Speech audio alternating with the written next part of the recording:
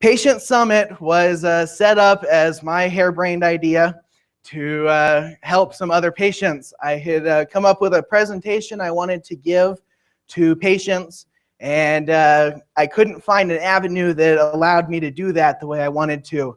And so I decided to create one. So what is Patient Summit? Patient Summit is a place that is open, free, and welcome to all patients with GBS and CIDP to share their stories.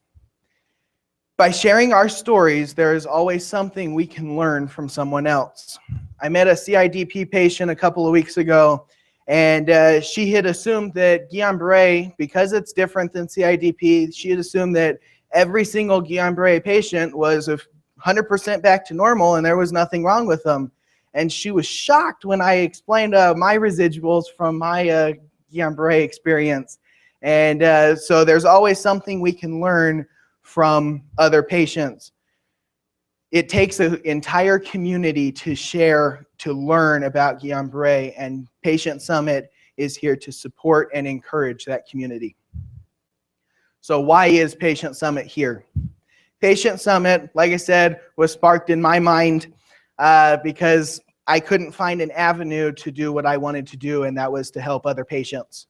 And so I decided that I was going to start a avenue, and hopefully this summit will create a place where all patients from anywhere across the globe can come and be able to meet their family members, people who understand exactly what they're going through. They say to walk a mile in somebody else's shoes. And this is where you can meet those people who have done exactly that. And some people say, so you're setting up a small little get-together, who cares? Well, the reason that the Patient Summit matters is because statistically, Guillain-Barré and CIDP are extremely rare conditions. And if we don't learn from each and every patient how their condition affects them, then we may never know any more about this rare condition and how it manifests itself to each and every patient.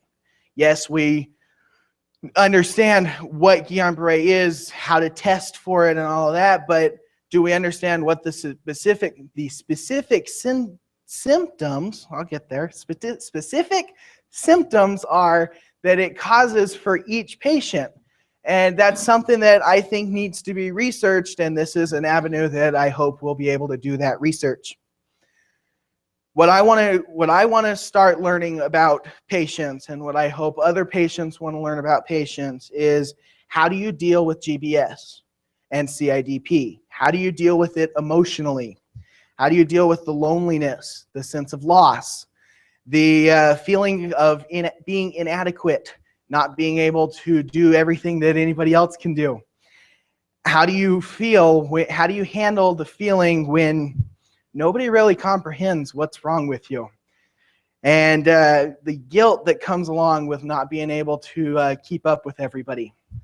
I was, a couple of years ago, I was on a state leadership team for a program called 4-H.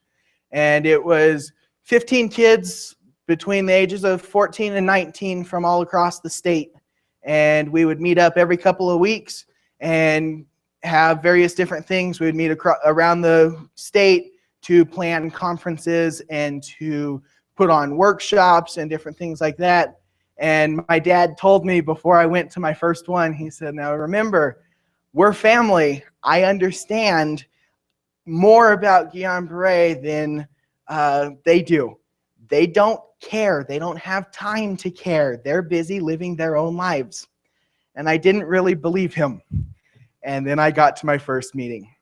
And I woke up in the morning at 6 o'clock and got in my line for the shower. There were about 6 of us all waiting for the shower, and got in the line, and I was thoroughly exhausted. I could barely move. And nobody really seemed to care why. And it's something that you have to learn how to deal with. And what I want to do with the summit is be able to interview individual patients and learn, so what do you do with a new patient who was just diagnosed? What do they have to look forward to? and how should they plan to handle it? What about physically? You have problems physically also. How do you deal with those? Do you have pain? I heard a doctor say that there are residuals, but nobody knows what they are, and nobody knows if they're really caused by Guillain-Barré. And I want to know, what are your residuals? Do you have pain? Do you have weakness? Where is your pain? Where's your weakness? How does it feel? What does the pain feel like?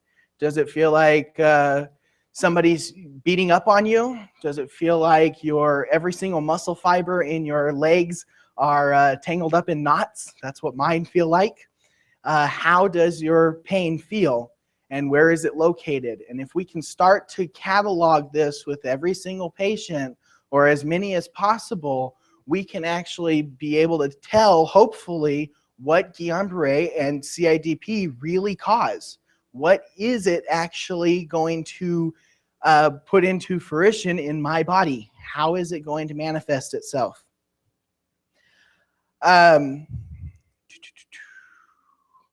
Do you have sensitivities? Are your nerves sensitive? Can you do hot and cold running water? Can you, and I'll tell a story about my sensitivity to hot and cold running water in a second.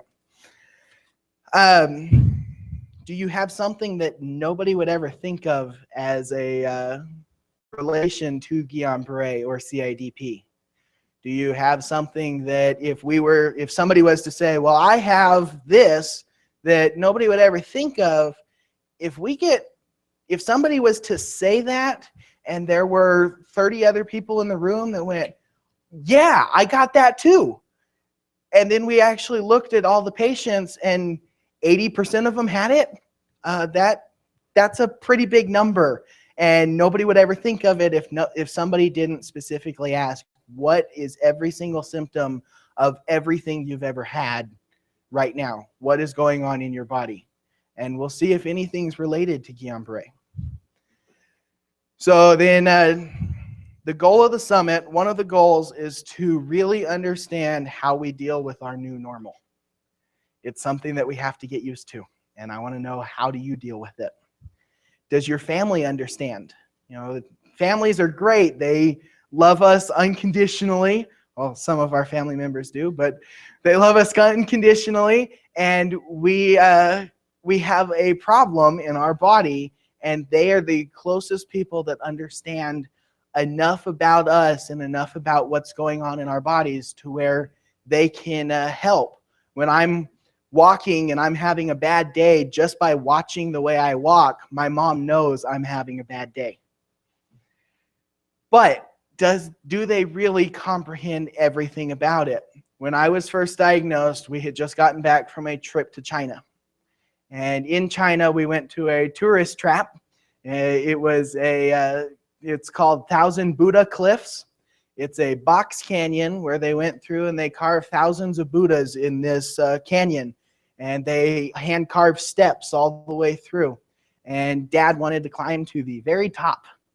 And so off we go to the top. And about halfway up, I'm complaining that my legs are hurting. And Dad is behind me with a video camera. I have proof of this. And when we got home, and once I got out of the hospital, we're watching the video, and Dad was a little upset that he got this on video. We're climbing, and I'm like, Dad, my legs really hurt. Oh, suck it up and be a man. Get up the mountain. Come on. What's wrong with you? Stop being a baby. He didn't get it. I also have one on my mom. Like I said, I have sensitivity to hot and cold running water. And the house I grew up in didn't have a dishwasher. Well, we did. His name was Dad. But we didn't have a electronic dishwasher. And so we had to wash all the dishes by hand.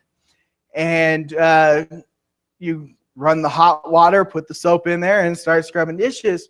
Well, my hands are sensitive to the hot water. And so I would, as soon as Mom would say, okay, go do the dishes, I'd run the hot water, and then I'd run and hide in the bathroom for about 10 minutes waiting for the water to cool off. And Mom came in one night and pounds on the door, you're supposed to be washing the dishes. The water's too hot. I'm waiting for it to cool off. So mom goes in and she sticks her hand in the water, the sink full of water, and she goes, Jacob, this water is ice cold. What is wrong with you? I said, no, it's hot. I don't know what you're talking about. The water is hot. And she said, okay, I don't believe you. You're being a normal 14-year-old boy who doesn't want to do his chores. And then she got on Facebook onto one of the Guillain-Barré groups, and she said, is this actually a thing? Or is he just being a 14-year-old kid who doesn't want to do what he's supposed to? And she got raked over the coals and explained that she was being a bad mother by not believing her son. And so now I don't have to do dishes. I haven't done dishes in 6 years. Does your boss understand? I personally, we have a family business. My boss is my dad. He understands more than most bosses about how Guillain-Barré affects us. And I can call him in the morning and go, hey, I'm going to be an hour and a half late because I can't get out of bed. And he goes, okay, that's fine, because he understands it. But there might be somebody here who doesn't understand it, who has a boss who doesn't understand it. And there might be someone else that has a boss that didn't understand it, and they figured out a way to explain it to them. And if they know how to explain it, maybe their way of explaining it can help somebody else with explaining it. And then their boss can understand. Does your doctor understand? I've met only one doctor in my going to doctors. I've only met one that actually understood what patients go through. And that's because he was a patient.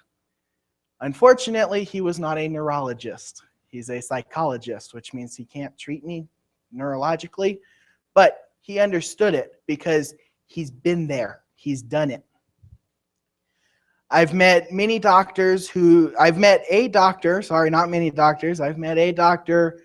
is happy to sit there and learn what Guillain-Barré and CIDP does to your body.